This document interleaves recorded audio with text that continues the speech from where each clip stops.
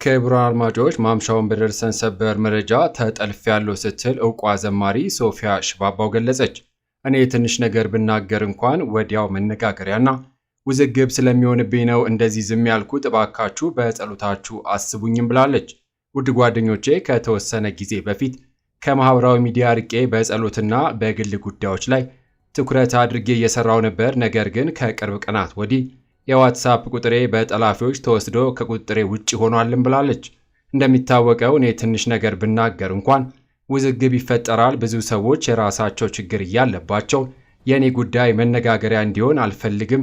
ስለዚህ ይህ ጉዳይ ወደ ማህበራዊ ሚዲያ ላለማውጣት ጥረት አድርጌም ነበር። ሆኖም ግን የተጠለፈው የዋትስአፕ ቁጥሬ ማስመለስ አልቻልኩምም ስትል ገልጻለች። ስለዚህ ወዳጆቼና የሶፊስ ዲዛይን ደንበኞች በዋትስአፕ ቁጥሬ ገንዘብ እንድትልኩ ብትጠየቁ ወይም በእኔ ስም ያልተገባ መልእክት ቢደርሳችሁ እኔ እንዳልሆንኩ ተረድታችሁ ገንዘብ ከመላክም ሆነ መልእክት ከመመለስ እንድትቆጠቡ እለምናችኋለሁ ስትልም ገልጻለች። ይሁንና በግሌ እረፍት ፈልጌ ከማህበራዊ ሚዲያ ርቄ ቢሆንም ጠላት በዚህ ደረጃ ለምን እንደሚዋጋኝ ባይገባኝም ይህንን ለመጻፍ ተገድጃለሁ ስትልም አስታውቃለች። ቅዱሳን ሁሉ በጸሎታችሁ አስቡኝ ስትልም መልእክቷን አስተላልፋለች። በሌላ መረጃ የናይጄሪያው ፕሬዝዳንት ሚዲያ በቃኝ አሉ። እባካችሁ እኔን ከቡርኪና ፋሶ መሪው ከኢብራሂም ትራውሬ ጋር አታነጻጽሩኝ፣ የደም ግፊቴን አትጨምሩት። የናይጄሪያው ፕሬዝዳንት ቦላ አህመድ ቲዩብ። ይሁንና በናይጄሪያ ሕዝብ ምክንያት ካሁን በኋላ ማህበራዊ ሚዲያ አልጠቀምም። ናይጄሪያን ትልቅ ለማድረግ የምችለውን እያደረግኩኝ ነው። ሕዝቤ ግን በማህበራዊ ሚዲያ ይሰድበኛል፣ በማንቋሸሽም ይንቀኛልም ብለዋል። ይሁን እንጂ የናይጄሪያ ሕዝብ በማህበራዊ ሚዲያ ስለኔ የሚጽፉትን ሳነብ ጊዜ በንዴት ደም ግፊቴ በጣም ይጨምራል። ስለሆነ ማህበራዊ ሚዲያ መጠቀም ማቆም አለብኝ። ምክንያቱም በዚህ ሁኔታ ከቀጠልኩኝ ተልእኮዬን ከማሳካቴ በፊት እሞታለሁም ብለዋል።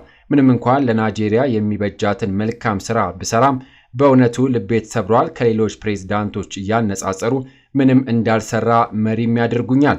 ለኔ ምስጋና ይገባኛል። የናይጄሪያ ኢኮኖሚ በጣም አድጓል። ነገር ግን የምስጋና አበባ አልተሰጠኝም ሲሉ ገልጿል። ከስልጣን ወርጄ ጡረታ እንድወጣ ይፈልጋሉ። እኔ ግን ተልእኮዬን ከማሳካቴ በፊት የአገሪቱ ፕሬዝዳንት መሆኔን እቀጥላለሁ። ፕሬዝዳንት ቦላ አህመድ ቲዩብ። በፕሬዝዳንትነት ቦላ አህመድ ቲዩብ ዘመን አብዛኛው የናይጄሪያ ሕዝብ በኑሮ ውድነት እየተማረረ እንደሆነ ይነገራል ሲል የዘገበው ናይሊም ሳይልቨርስ ብሎግ ነው።